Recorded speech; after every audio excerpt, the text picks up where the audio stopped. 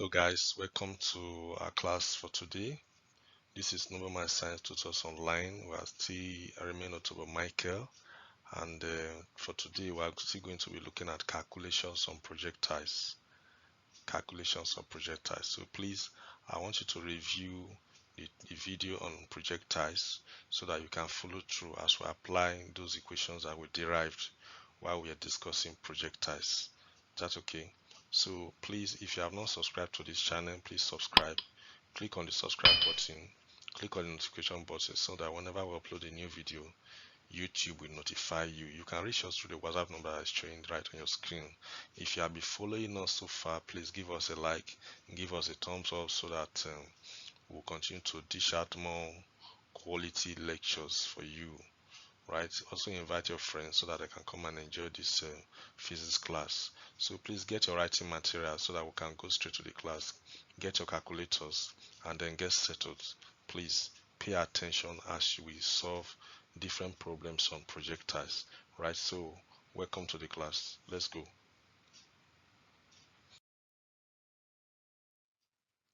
Okay, so this is our first question for this.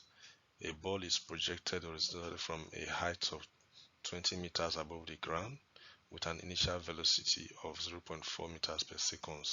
Calculate the horizontal distance moved by the ball before hitting the ground. Now, you can represent that on a simple drawing. My drawing might not be too smooth, but please, I just want to have a representation of that projectile motion.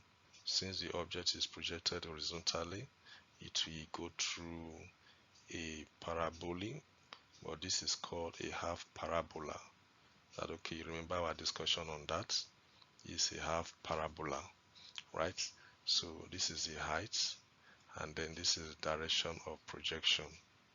Okay. Now this is the distance from the point of projection to where it lands on the ground. Okay. So say calculate the horizontal distance. So this is what you are asked to find. This horizontal distance from the point of projection to where it lands.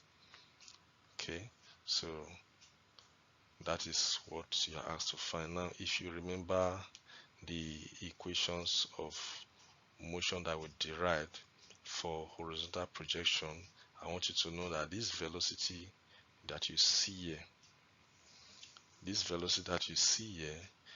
is the horizontal velocity of projection. It is the horizontal velocity of projection. Now, initial vertical velocity of projection here is equals to 0. So if you use the second equation of motion, because before you can find the range, the distance, you must know the time for the object to move from the point of projection to the ground. So from this equation of motion, h is equals to ut plus half gt squared, right? Since initial vertical velocity of projection is equals to 0, this part of the equation becomes 0. So you have that h is equals to half gt squared. Now if you work this out and then make your t the subject of the formula, you have that t, which is time, so will be equals to square root 2h all over g. Okay, so this is what you will have as your time. So you can substitute into this equation, because here you have been given that h is equals to 20 meters. You already know your g to be equals to 10 meters per second squared. Alright, so you already know this. So if you substitute into this equation, here you have 20 times 2 all over 10 all square root. Okay, so if you work this out, you are going to have this will cancel this, so that gives you square root 4. So square root 4 is equals to 2. Okay, so that is 2 seconds. That's the time for the ball to fall from this height up down to the ground. Now, for horizontal motion, which is range, or the distance from the point of projection to the point it lands, range is equals to u times t. Okay, so we've gotten the t. The u is the initial velocity of horizontal projection, which is 0.4. So we already have the t to be 2 seconds. Okay, so that gives us 0.4 times 2 seconds. So your range or the distance is equal to 0.8 meters. Okay, so please, I want you to review the lecture on horizontal projection so that you understand how we apply this particular equation. Just review it, you will see how it is applied, and so that this will be easy for you, but I'm sure you understand what I've done here. Is that okay? You know that for horizontal projection, there is no acceleration. Acceleration g is not on the horizontal direction, it is on the vertical direction. So g will be equals to 0. So which means that this part of the equation will be 0, and what will be left will be ut, and that is it, u times t. Is that okay? So that is how I got this u times t. Don't be confused about this. It will be u times t, and the t is a time of flight, right? Then u is the initial velocity of projection. So just take note of that, and that is how we got this. I hope that's simple. Thanks. So we'll take another one. So this is another question. A ball is projected at an angle of elevation of 60 degrees with an initial velocity of 100 meters per second. Calculate 1. Time of flight, 2. Maximum height reached, 3. The range. Don't forget that we have already discussed angular projection, so I want you to go back and review that video so that you apply the equations accordingly. Is that okay? So here you are given that theta, angle of projection is given to you. Angle of projection is given to you to be 60 degrees. This is your angle of projection. Then you're also given initial velocity of projection u to be equals to 100 meters per seconds. Now you want to remember that from the equations of motion, we had that the vertical component of the velocity vy is equals to u sine theta minus gt, right? And then that the horizontal component is equals to u cos theta minus gt. Okay, I'm just writing this as a reminders because I don't really have to go through all this, but I'm just writing this one down as reminders for you. But please go back to that video so that you see how we apply these equations. So the time of flight is the time to attain maximum height and also come down from the maximum height to the ground level. That is the time of flight. So we're going to find the time to attain the maximum height, then the time to come down to the ground. We know that the time to attain maximum height is equal to the time to come down from maximum height to the ground level. Is that okay? Because this is just like a sketch of the, okay, so this is like a sketch of the motion of the body. Fine. So this is just like a sketch of the motion of the body, right? So this is the maximum height, and this is where it lands on the ground. This is the point of projection, and then, sorry for that, this is the angle of projection. I hope you can relate with this to this drawing. Okay, so fine, this is what we're talking about. Okay, so time of flight from the equations we derive on projectile, you had that if you look at this first equation here, you had that t will be equals to u sine theta all over g. So just substitute this equation. You have u is equals to 100 times sine theta, which is sine 60 degrees, right, all over your g is 10. So substitute that. So that will give you 100 times sine theta is 0 0.8666 all over 10. Okay, this can cancel. So when you do that, you are going to have your time to attain maximum height will be equals to 8.66 seconds. Okay, so and we said that total time of flight t is equal to 2u sine theta all over g, which equals to 2t. So which means that you are going to multiply this one by 2. The time 8.66, you multiply it by 2 to give you the total time of flight. So when you multiply that, you have 17.3 seconds. 17.3 seconds.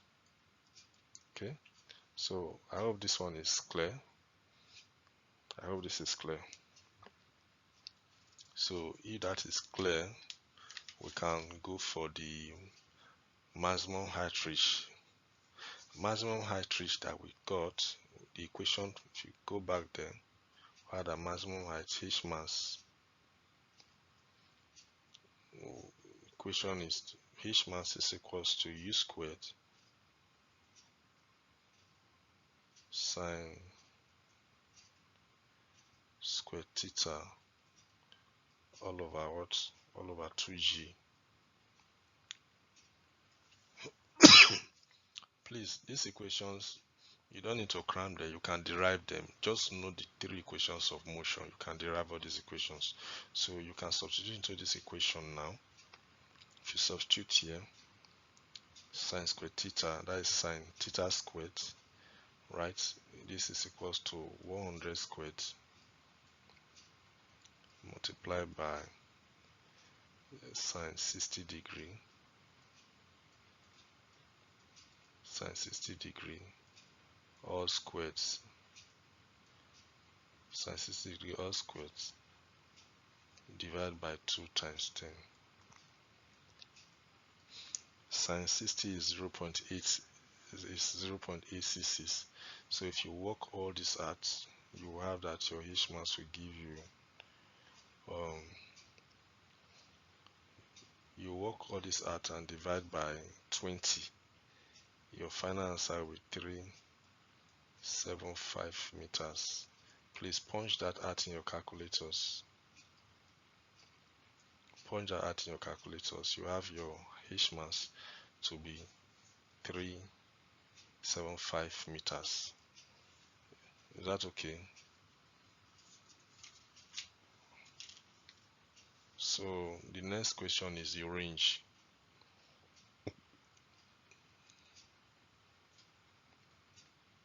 The range is given to you to be u squared sine 2 theta.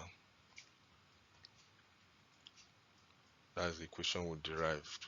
U squared sine 2 theta.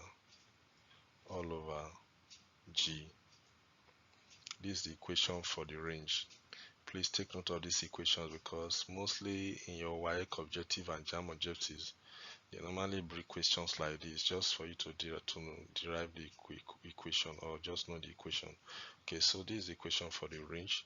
You substitute into this equation, or you have that that will give you. Sorry, let me use this space that's here. So that will give us 100 squared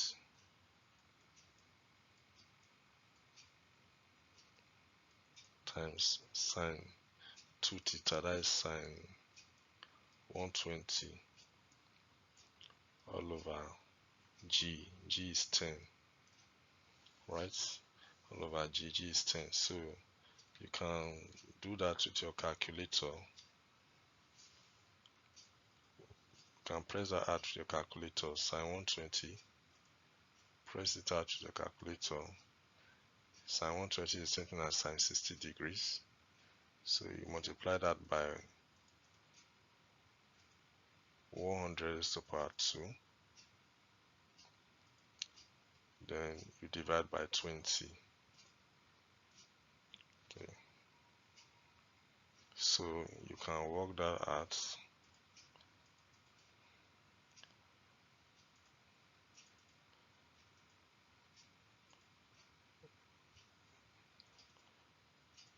$100.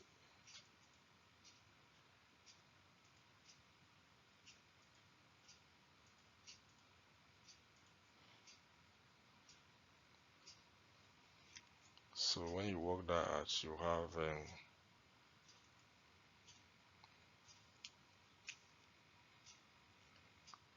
866 meters. Okay, so that is how to apply these equations. See how we applied all the equations that we derived when we discussed projectiles. That is how to apply these equations, right? So that is that. We'll try another question again.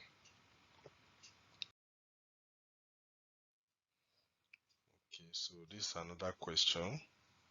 This one says a body is projected from the ground at an angle theta to the horizontal with a velocity of 30 meters per second. It reached a maximum height of 11.25 meters. Calculate the value of theta, the time taken to strike the ground, the range, the velocity 2 seconds after projection.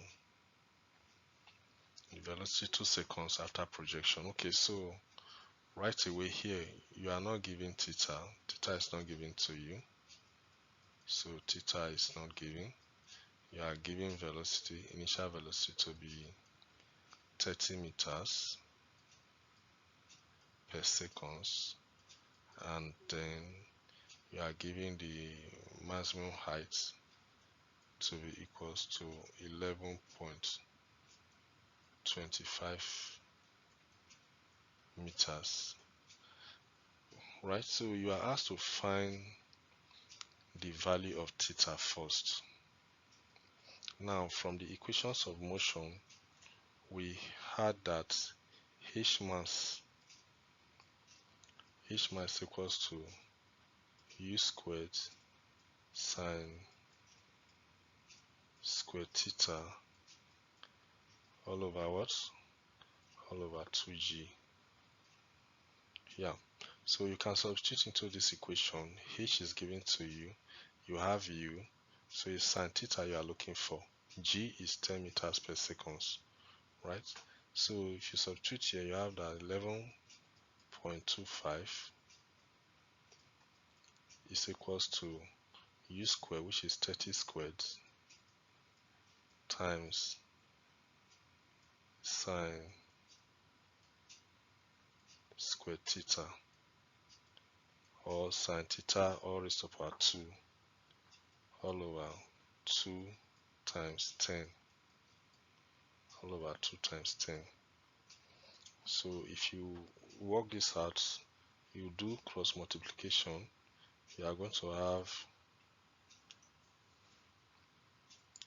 11.25 multiplied by 20 equals to 900 sine theta all squared. Sine theta all squared. That is what you are going to have. Right, so you can multiply that out. This will give you 225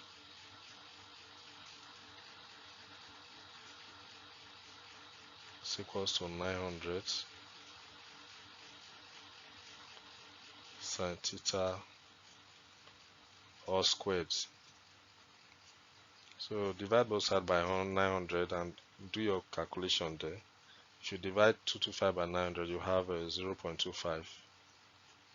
You have 0.25. Please use your calculator, punch out those one out.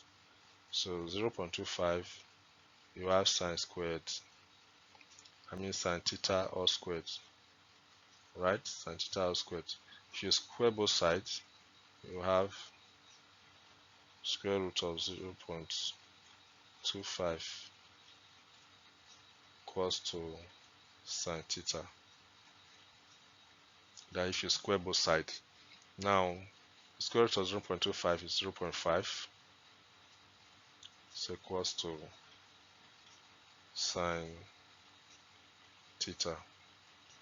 So to get the value of theta, you're going to look for the inverse of the sine.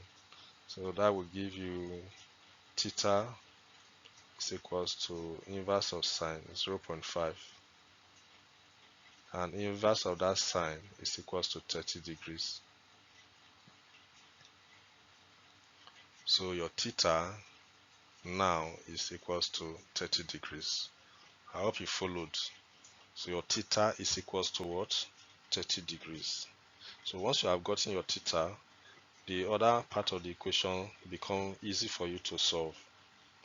That okay? The other part of the equation become easy for you to solve. You have gotten your theta now. So now you are asked to find what? You are asked to find the time taken to strike the ground. And time taken to strike the ground is the total time of flight. And we said that T is equals to U sine theta all over G. So if you substitute into this in this equation, you are going to have 30. U is 30. It's given to you here. This is your initial velocity. 30 times sine 30 degrees 0.5 times 30 is 0.5 all over G all over 10. So if you work this out, you'll have 1.5 and total time of flight is equals to 2t. So multiply that 1.5 by 2 and that gives you 3 seconds. So this is the total time of flight. Okay, I hope you are following. And we got that from the range. From our equation for range is equals to u square sine 2 theta all over what? All over G. So you can substitute into this equation. You have 30 squared times sine 60, right? 2 theta is 2 times 30 all over G. So if you work this out, sine 60 is 0. So this will be 900 times 0.866 all over 10. So work that out. 0.866 times 900 divided by 10 will give you 77.94 meters. That's what I got, 77.9 meters. So this is the range for this particular motion. And the next part of the equation is the velocity 2 seconds after projection. The velocity 2 seconds after projection. Okay, so I hope you got this part so that I can clean up some parts and use. Okay, so please take note of this before I wipe this part out so I can use it to solve for the other part of the equation. Okay, so for the other part of the equation, we are asked to find the velocity after 2 seconds. After 2 seconds of projection. Now that velocity is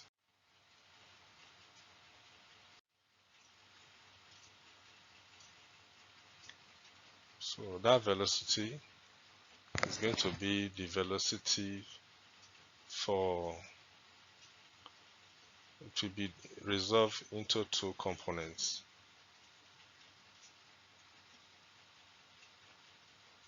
Is that okay? So what I'm trying to say is that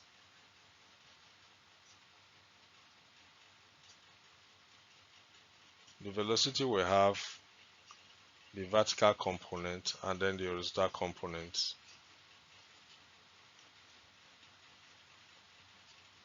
The horizontal component is velocity along the horizontal direction, and that is equals to what we got when I wrote the equation of motion before. The horizontal component of the velocity, Vs,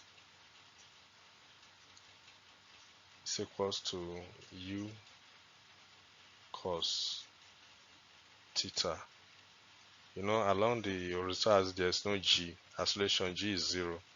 So you can just work that out, cos theta, which is cos 30 degrees. So that is 30 times cos 30 degrees. Cos 30 degrees is 0.866.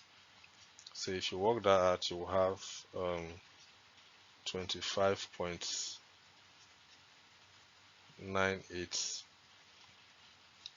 So this is the velocity along the horizontal axis, right? Then the velocity on the vertical axis, Vy, is equals to U sine theta minus gt. So that is equals to 30 sine theta is 0.5, that is sine 30, okay, minus 10 times 2, because the time is 2 seconds. So when you work that out, you have 30 times 5, 30 times 0.5, 30 times 0.5, that gives you 15. 15 minus 20, so that's equals to minus 5 meters per second. So this is the velocity along the vertical component or the vertical axis. Then we've gotten the one for the horizontal axis. So now you can represent this. This is the velocity you are looking for, horizontal velocity. So now you have a triangle of this form, and then you can put the velocities there. Horizontal component is 25.98. Vertical component is minus 5 meters per per second.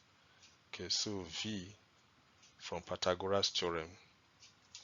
You can use Pythagoras theorem, which is what you will use to find this resultant velocity. Okay, so V equals to square root of the sum of the squares of these two velocities, right? So that will be 25.998 squared plus minus 5 all squared. Okay, so that's how to get the velocity. By the time you work all this out, you're going to have square root of 699.96, then the square root will give us 26.46 meters per second. So this is now the velocity after 2 seconds of projection. Okay, so just take note of how for this part of the equation you have to find the horizontal and the vertical component of the velocity, then use your Pythagoras theorem to find the resultant velocity. So the resultant velocity is velocity after 2 seconds. You don't forget that when the object is projected at an angle, it has 2 components, and that is what you are looking for. That's why you are looking for the resultant of those 2 components. The resultant is the velocity that is projecting the object. So look for the resultant so you can get the velocity, then from there you can use your Pythagoras theorem to get the velocity of the object. Is that okay? So these are ways of applying the equations of motion of projectile to solve problems. So this is your test page. As I've always said, solve these questions and then post your answers on the WhatsApp number. I will look at them and see how you solve them, right? So thank you for your time. If you have not subscribed to this channel, please subscribe. Click on the notification button so that YouTube will notify you whenever we upload a new video. We are going to end our class here for today. This is Nobleman Science Tutors Online. You can reach us through the WhatsApp number that is showing right on your screen. I am Tubo Michael. As we have said, we will continue to bring out quality lectures for you to enjoy. Invite your friends and give us a thumbs up and a like. Thank you so much. We'll see you in our next class.